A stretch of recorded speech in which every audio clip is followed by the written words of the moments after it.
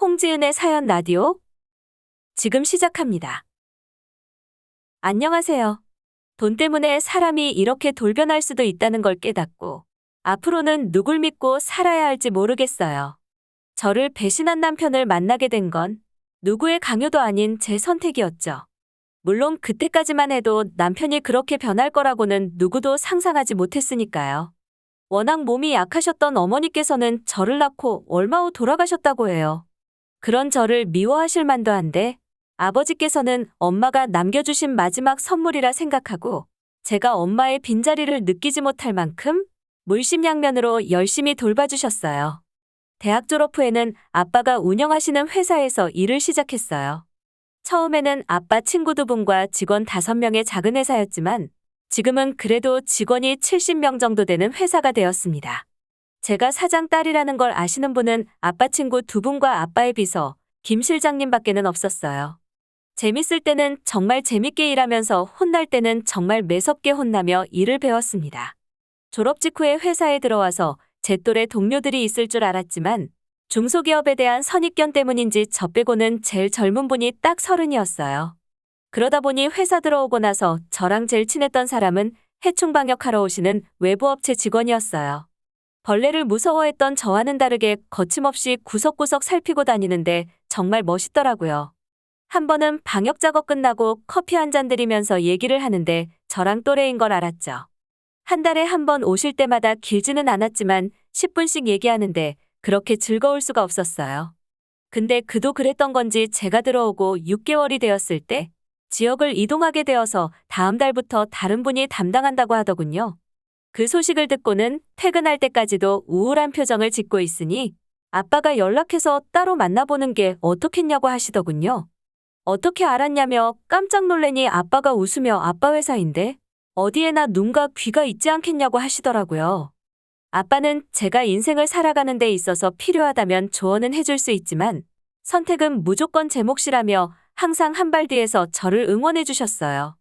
그렇게 저는 용기를 내서 그 직원에게 연락을 했고 그렇게 그가 제 전남편이 된 거였죠.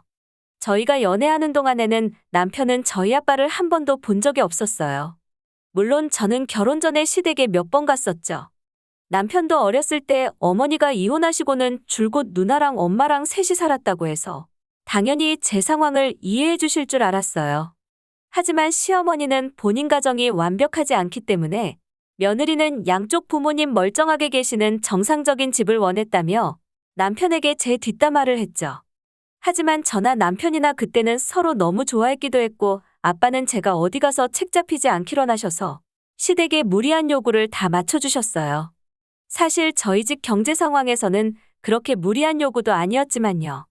그렇게 양가가 모여 상견례를 진행하고 나서야 남편도 저희 아버지가 누군지 알게 되었죠. 항상 뾰루퉁하던 시어머니도 그 자리에서 남편에게 저희 아빠의 정체에 대해서 듣고는 세상 밝게 웃는데 속물도 그런 속물이 없었죠. 집에 와서 시댁 때문에 결혼 엎을까 생각도 했었는데 아빠가 그러시더군요. 어차피 나중 가면 저랑 남편밖에 안 남는다면서 너무 신경 쓰지 말라고요.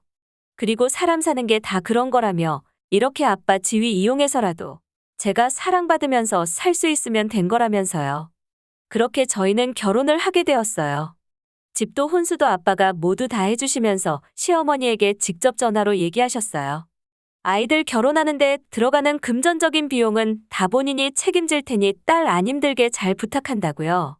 무슨 말씀이신지 충분히 이해하셨을 거라고 믿는다면서요. 그래서 그런지 결혼하고 나서 제가 연락드리기 전까지는 시댁에서 연락도 없더라고요. 시어머니가 잘 챙겨줘서 친엄마 같다고 하는 사람들도 덜어 있지만 처음부터 시어머니에게 색안경이 씌워진 저는 시어머니를 살갑게 대할 수 없었죠. 결혼하고 나서부터는 남편도 아빠 회사로 들어와서 일을 시작했어요. 그때까지만 해도 조용조용하게 사장 사위인 거 티내지 않고 다녔죠. 그리고 제가 아들을 낳았을 땐 남편보다도 아빠가 더 신나 있었어요. 제가 본 아빠 모습 중에 가장 밝은 모습이었던 것 같아요. 그렇게 저희 가족은 드디어 모두가 행복해지는 듯 했는데 인생이 그렇게 평탄하게 가지는 않더라고요. 우리 아들 돌잔치하고 2달쯤 지났을 때였을 거예요. 복통을 호소하시며 응급실로 간 아빠의 몸에는 이미 주요장기 구석구석 암세포가 전이되어 있었습니다. 그래도 할 수 있는 건 다 해보자며 아빠를 설득해서 입원시켰고, 회사는 남편과 김 실장님이 외부에서 데려온 전문 경영인에게 맡겨놨습니다. 그렇게 저는 보모에게 아이를 맡겨두고 하루도 빠짐없이 아빠의 곁을 지켰어요. 하지만 아빠는 결혼해서 아이도 낳고 행복한 가정을 꾸린 제 모습을 보니 이제 죽어도 여한이 없으시다는 말만 반복하시고는 3개월 만에 저희 곁을 떠나셨어요. 남편의 돌변한 모습을 처음 발견한 건 상을 치르고 있을 때였어요. 조문객을 받고 있는 남편의 모습에는 이상할 만큼 슬픔이라고는 보이지 않더라고요. 오히려 오시는 분들한테 내가 이 집 사위라는 걸 각인시키는 듯한 모습처럼 보이더군요. 그래도 설마 아니겠지, 그럴 리가 없다고 생각하는 찰나에 김 실장님이 저를 조용히 부르시더라고요. 아빠의 유언장을 건네주시면서 하나씩 설명해 주시는데 회사는 제 앞으로 남기며 남편에게는 절대 경영을 맡기지 말라는 신신당부의 말씀을 남겨두셨더라고요. 그래서 이게 무슨 뜻이냐고 묻자 김 실장님이 핸드폰을 꺼내서 영상을 하나 보여주시는데 시누이와 시어머니가 등장하더라고요. 상복을 입은 걸로 보아 저희 아빠 상중에 오셨을 때 같았죠. 계단에서 두 분이 얘기하는 영상이었는데 울림이 좋아 너무 깔끔하게 들리더라고요. 이제 동생이 사장되면 엄마랑 자기랑 인생 피는 거 아니냐면서요. 어떻게 알았는지 저희 아빠 명의로 되어 있는 건물 주소까지 읊으면서 이건 내 거 저건 네 거 하면서 깔깔거리더라고요. 그게 사돈어른 상중에 할 말은 아니잖아요. 너무 소름이 끼치더군요. 근데 거기서 끝나지 않았습니다. 제가 자리를 비운 3개월 동안 직급직책을 다 떠나서 사장사위라는 타이틀로 온갖 갑질을 서슴지 않고 다녔던 정황들이 있었죠. 거기다가 시누이 남편과 시댁 조카들까지 출근도 안 하는데 4대 보험 가입해서 월급도 타먹고 있었고요. 저 없는 3개월 동안 부지런히도 크고 작게 횡령도 했더라고요. 그래도 아빠 상은 조용히 끝내고 싶어서 아무것도 모르는 척하고 참았습니다. 저 대신 김 실장님께 변호사 선임해서 이혼, 형사 소송 둘 다 진행해달라고 했습니다. 아무것도 모르는 남편은 눈에 뵈는 게 없었는지 회사 차까지 끌고 다니더군요.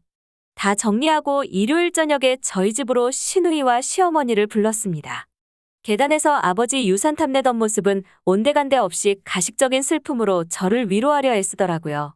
그들이 모이고 얼마 지나지 않아서 김 실장님도 도착하셨어요. 경찰들과 함께요.